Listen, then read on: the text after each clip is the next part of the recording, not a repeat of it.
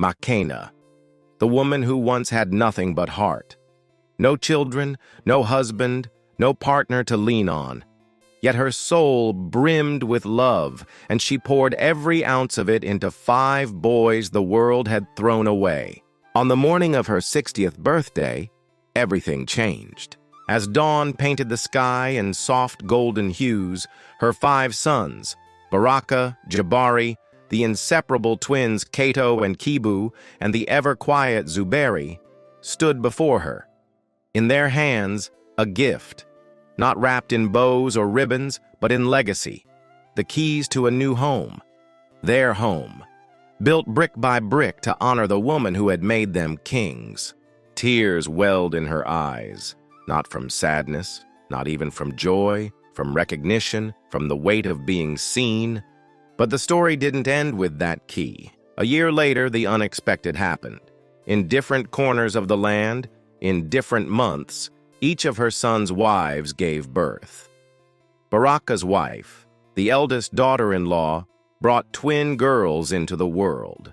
Jabari's wife followed, then the twins each welcomed daughters, and finally, Zuberi, the youngest, held his newborn son.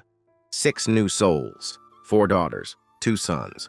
Makena's arms, once empty, now overflowed with giggles and squirming bundles wrapped in brightly colored kangas.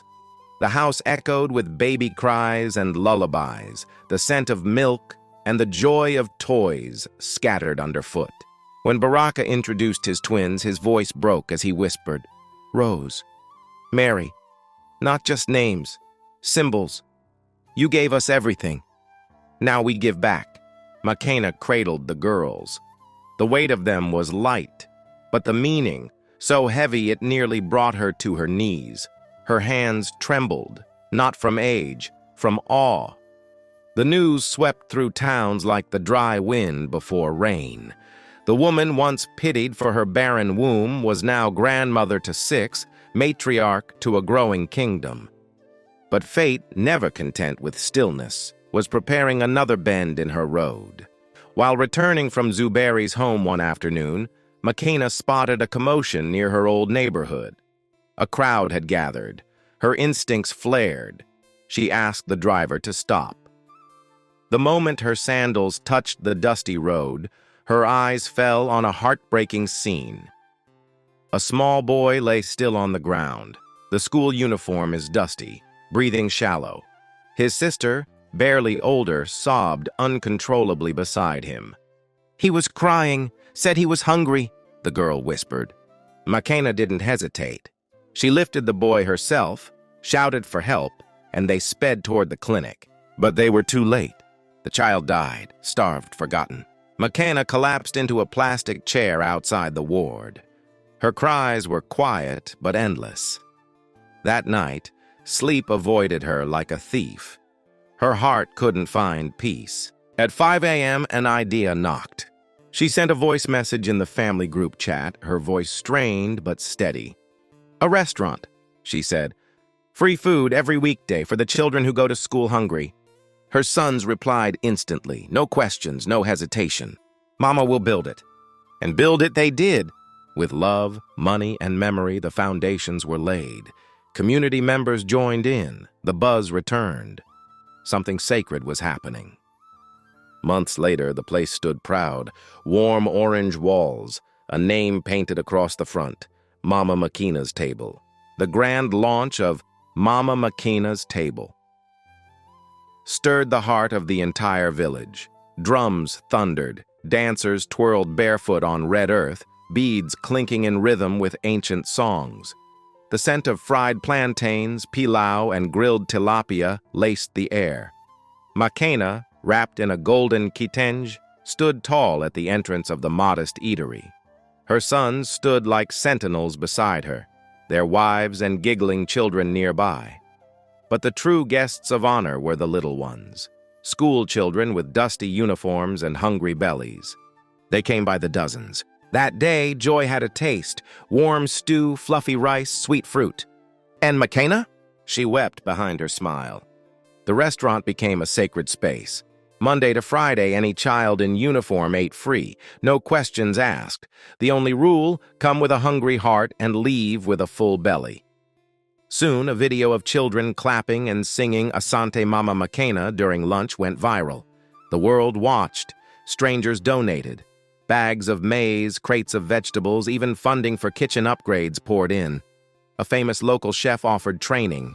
A logistics company offered delivery trucks. Her vision had become a movement. Then came Christmas. Her boys returned home with their wives and children. The courtyard echoed with gospel choruses, the clatter of plates, and the sound of children playing. While Makena ladled stew, something or someone caught her eye. A frail man in a torn shirt reached for food, his shoulders slumped, eyes hollow, body thin. Something in her spirit screamed. It was Musa, her past. The man who once called her his wife. The one who left without warning, without explanation. The father who had vanished when life tested them. He hadn't seen her yet, but she saw him clearly. She dropped the ladle. Baraka noticed first. "Mama!" Makena didn't respond. She stepped forward, her feet moving through a memory that never faded. She tapped the man's shoulder. He turned. Their eyes locked. And time stopped. She didn't cry, didn't shout. She just stared at him. Then, quietly, she walked away. Later that night, she sat by her window, staring into darkness. She thought of the note, the silence, the decades of questions, and now, Musa, worn down by time and regret, standing in her line for food. At dawn, she called Baraka and Jabari. "Find him," she said. They hesitated. "I must face this." The brothers found him in a storeroom behind a local shop. Musa worked nights as a guard, slept on torn foam, ate from scraps. The next day, Makena stood at the doorway. He looked up, his voice cracked. "Makena?" She nodded. "We need to talk." He hung his head. "Why did you leave?" His voice barely carried. "Shame. I felt I failed. The treatments, your tears, my own helplessness. I thought walking away would set you free." Makena's hands balled into fists, then loosened. "You didn't set me free. You left me broken." "I know," he said, "and I never stopped regretting it." She took a long breath. "I forgave you, not for you, but so I could live again." She looked around his room, saw the broken fan, the cracked walls. "You don't belong here." He looked up. "What do I deserve?" "Maybe not this," she said. "But everyone deserves a second chance." Weeks melted into months. Makena didn't just offer Musa a place to stay, she gave him a second berth. His room? Humble. Just a wooden bed, a shelf for a Bible, and the scent of kindness that lingered long after breakfast was gone. Nothing fancy, but full of dignity. Baraka and Jabari observed from the sidelines. Quiet. Protective. Still loyal to their mother's heart. But as they watched her extend grace, they learned what strength truly looked like. Musa, once proud and distant, now cleaned tables at Mama Makena's table. He arrived before the sun, scrubbed pots, took out trash, ran errands, never asking, never sighing, just working, like a man reclaiming his soul one chore at a time. Makena never reminded him of the past, never scolded him for vanishing. Instead, she taught him with silence and presence, with smiles and stories, with the kind of love that doesn't raise its voice, but echoes in your spirit forever. The turning point came quietly. With support from her sons, Musa set up a tiny roadside stall. He boiled eggs, roasted maize, served spiced tea in chipped cups. The people came, not just for snacks, but for the story. A tale of a man brought back from the brink by the same woman he once left behind. Business flourished, slowly, steadily. Then one Saturday he stood outside Makena's gate, heart thudding like the drum of an ancestral ceremony. He knelt before her, not with a proposal, but with gratitude. "Mama Makena," he said, voice shaking, "you've given me back more than life. You gave me honor." She placed a steady hand on his shoulder, her touch, feather-light yet full of weight. "I didn't fix you," she replied, eyes soft. "God did. I just opened the door." Behind her, 5 sons and 6 grandchildren stood still, holding the silence like a prayer. Weeks later, the village held a celebration.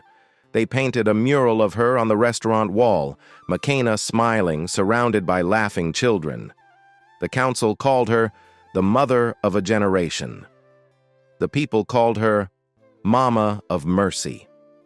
And she? She simply sat beneath her favorite baobab tree and watched the sun go down. No speeches, no fuss, just peace. Her Sundays became family festivals. Laughter, spilled juices, the thud of skipping ropes on bare ground. She'd sit on the veranda, swaying in her kitenge, grandchildren sprawled on her lap. One called her Mama M, another called her Boss Lady. But all knew she was the pillar, the symbol, the soul. On one of those quiet evenings, Musa sat beside her, the weight of years gone by resting gently on his lap. "I didn't think I'd make it here," he murmured. "Neither did I," she whispered back. "But grace has its ways." And with that, they watched the sun disappear behind hills that had seen all their storms.